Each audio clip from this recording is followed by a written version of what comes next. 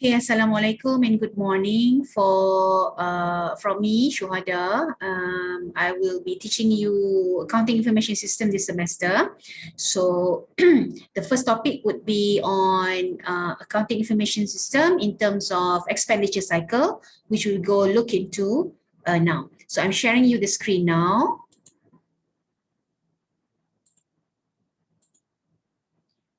Okay, now let's look at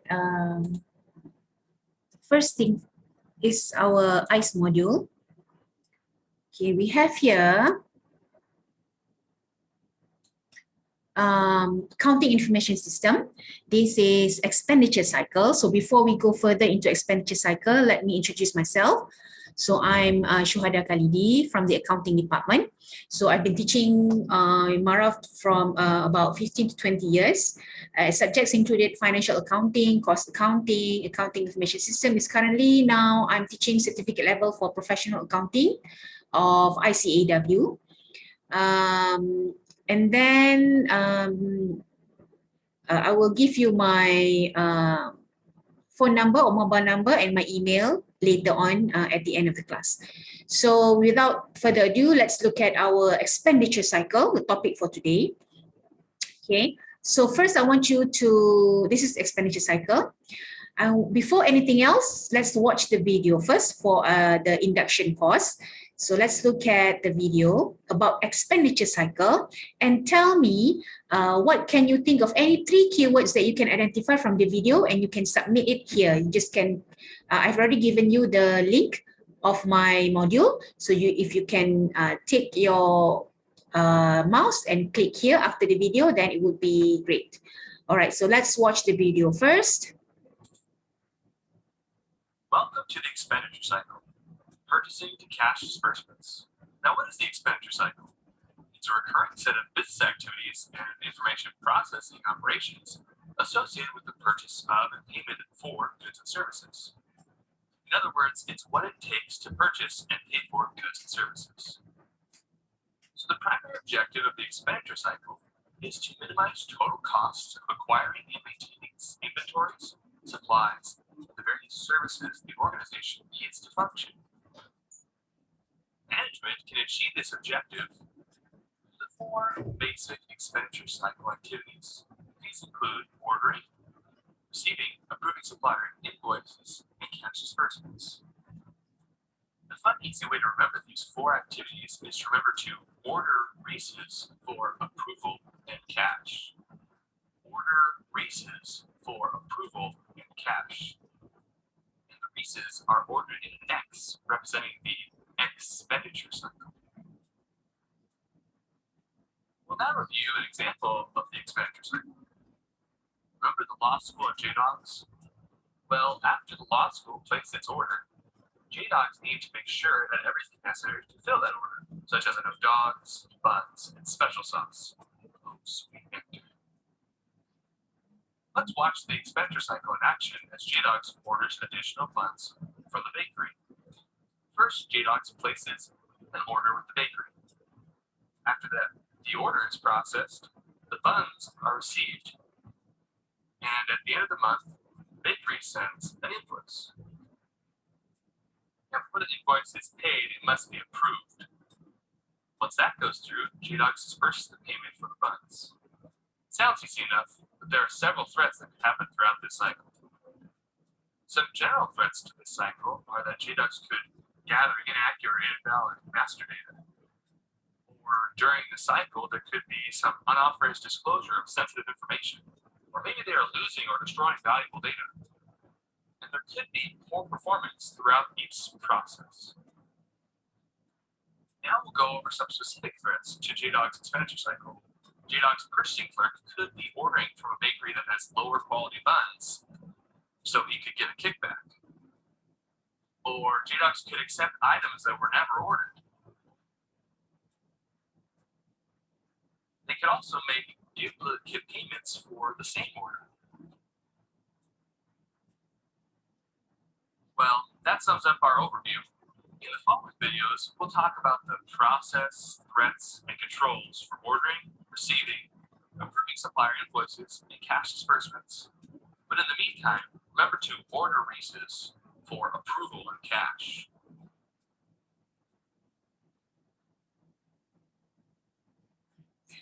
Okay, so this is the video. So from the video, from the short video, how would you identify the items that you can use? So now let's go to this Padlet first. And I want you to engage you in an activity whereby I will show you how to do it. Your first thought on expenditure cycle, just click on the plus sign here from your laptop or handheld devices. I already gave you the link, okay, of my module. So click there and maybe put your name here on top. And you want to write something about the process just now. So I've already written from the previous class, the different class, whereby I'm thinking about expenditure cycle, I'm thinking about supplier, I'm thinking about receiving item, and I'm thinking about threats, whether it's in general threats or specific threat. So let's look at either things, three things of other than what I have written earlier.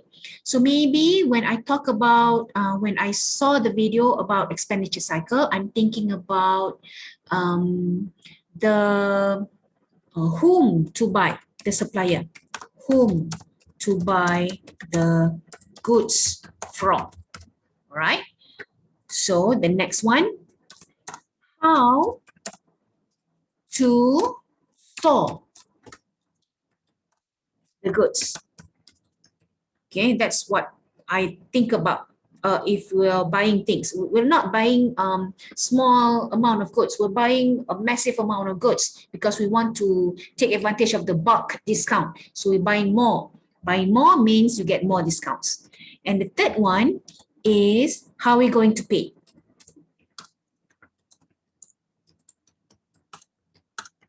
What are the process? How do you make sure if there's any threat? So let's put in another one, the threats and control of this cycle. So there you go. I have 4 items that I'm thinking about when we're talking about expenditure cycle. And just let's say I want to upload some pictures just for fun. So you just find something about anything. I'm talking about, okay, this one, expenditure cycle. So it will be uploaded in your profile. Okay, and I just published. So when I publish it there, so it will come out somewhere in your Padlet. Okay. All right. I'm giving you 5 minutes to do that.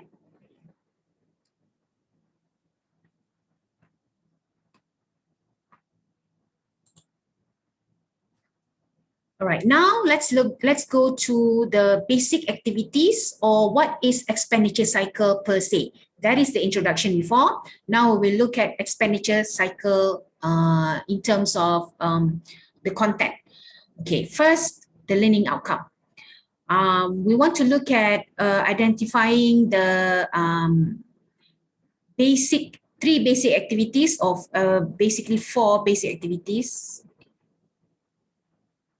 Okay, 4 basic activities of cycles. Oh, wait, it's actually in terms of, I'm editing this. This is actually 4 basic activities. So make sure you have 4 basic activities. Right.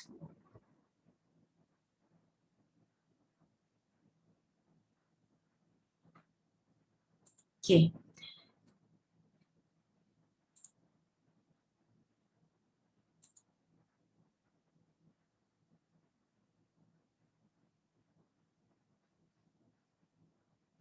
It's currently being published, I'm sorry. So let's look at our home and published.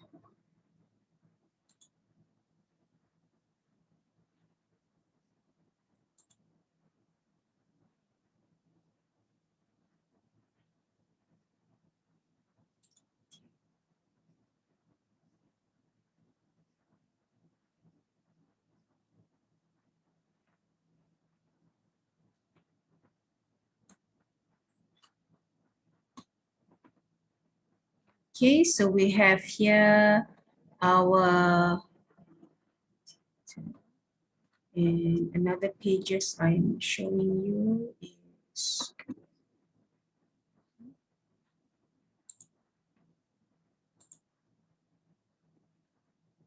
okay, so we have 4 basic activities here. So, and then we also have to differentiate 3 methods of inventory management and identify 3 threats and controls from the cycle. Okay, so let's look at the next page.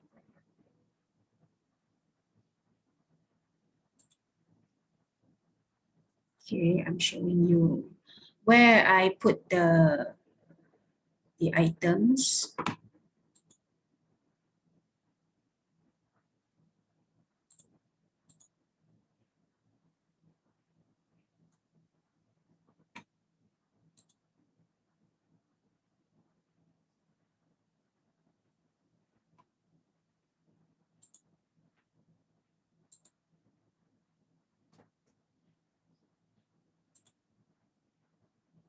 Okay, so basic activities, and these are the basic activities I'm talking about. So 4 basic activities that we have is first is we have to order the goods, supplies and services, and the goods have been received. We put it in our storage. Finally, we approve the invoices from supplier and we pay the supplier. Okay, so next it's on ordering goods. When you order goods, supplies and services, the key decision is to identify what to order, when to order, and how much to purchase, and from whom. So what to order is the goods that you are dealing with. When to order depends on your storage. You have to look at your storage, whether your storage is enough. So we have to look at a few inventory management system, whether it's EOQ, MRP, or JIT. And how much to purchase also depends on the storage available space and from who is the approved supplier to order from. Okay, next is when you receive, right? The next basic activity is receiving. Receiving means you have, the first one you have to do is you have to decide whether to accept the delivery or not. So how are you going to decide whether to accept the delivery? You have to verify the quantity and the quality of the delivered goods. Check. What you have to do, compare your PO with invoice and packing slip if any. But the most important document are the PO that you have generated yourself with the supplier's invoice. Make sure it is tally. And finally, you perform physical count of goods received. Make sure it tally with your PO. And finally, perform physical inspection in terms of whether the goods are damaged or not. Okay, so after you have done all these 3 internal control, then you update your receiving report identifying whether it's true that we have received whatever that we have ordered, and it is the amount is the same as we have ordered in the purchase order, and the inspection on the physical part is done. Okay, so whatever exceptions is in terms of whether the quantity of goods is different from the ordered, so you have to identify, report it in the receiving report. Are the goods damaged or are the goods of inferior quality? Both these 2 items, if it's damaged, you have to decide whether you want to return the goods or not, or you want to receive, or you just want to keep the goods for yourself. So if you want to return the goods, then you have to fill in some debits or credits memo, okay, and send it to the supplier. If you want to keep it for yourself, maybe you want to have a discount on that damaged goods. So you have to ask also for the supplier to reduce the amount of cost that is being charged to you. Okay, so that is on receiving. So identifying on receiving, we have 3 methods, which is EOQ, JIT, and also MRP. Okay, so with that, I need you to look at this video for EOQ. This is JIT and also MRP. MRP, also known as push manufacturing. JIT is also known as pull manufacturing. Once you watch the video, please identify the difference between push and pull system. Hi, I'm James. This is Whiteboard Wednesday, and I'd like to thank the same 25 people that keep watching these. Okay, let's go to manufacturing, talking about push or pull, and what do you do? So, quick overview. With the push side of manufacturing, got your vendor, you're ordering probably a typical amount from them, they ship it to you, ship it to your business. You have to allocate a certain amount of space for it, for storage, waiting for it to use. And typically there's a lot that storage space being taken up for this. Go through the manufacturing process, and in the end it starts piling up because we don't necessarily have a demand for it. We're just putting out a certain amount of product and trying to push it through. It also means we have more shelf space we're taking up at the end until a customer eventually buys it. Now, as you can see here, the whole problem with the push is we're starting to push a product through, hoping that it gets where it needs to be, and it will, but we're also just assuming that the sales will follow. Now, that works in some industries, but probably not yours. Why do I know that? I'm just guessing. But if we look at the pull side of manufacturing in that process, same thing for the most part, but it's more efficient. So from the vendor, you're not ordering just a set amount every time, you're ordering exactly what you need, because you're going to then process that exact amount. You're not taking up that much storage space for those raw goods or materials. And when you have that finished product, you ship it directly to the customer. Now, how does this whole process work? Well, opposite of the push, where you're just making this product, the pull works, you're pulling this product along because the customer has ordered it. So you're basing it on customer orders as they come in, not trying to guess, not trying to forecast, but going off of the information you receive, processing and producing that product when it is needed. It means for a lot more lean type of manufacturing. You don't have so much cash being tied up to just raw goods, inventory, or space even allocated to raw goods or finished products sitting on a shelf. Now, what is the one drawback of this pull method? Well, you need to make sure that you're using all the information that you have in your hand, because the customer orders a product here, you need to down the line let everyone know you need to order the right amount from your vendor. You need to make sure you have the right amount on your shelves.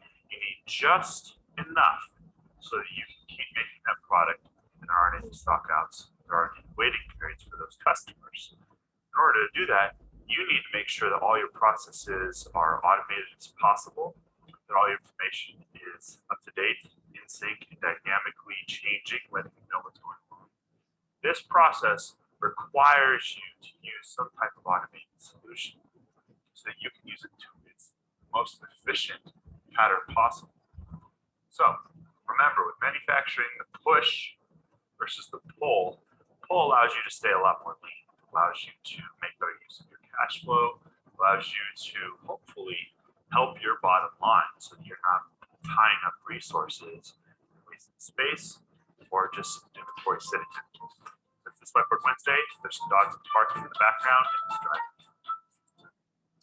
Okay, so basically that's all for today. So I need you to key in all the items that we have watched from the video. So you can put in on the Mentimeter here. I'll give you the Mentimeter and the link. All right.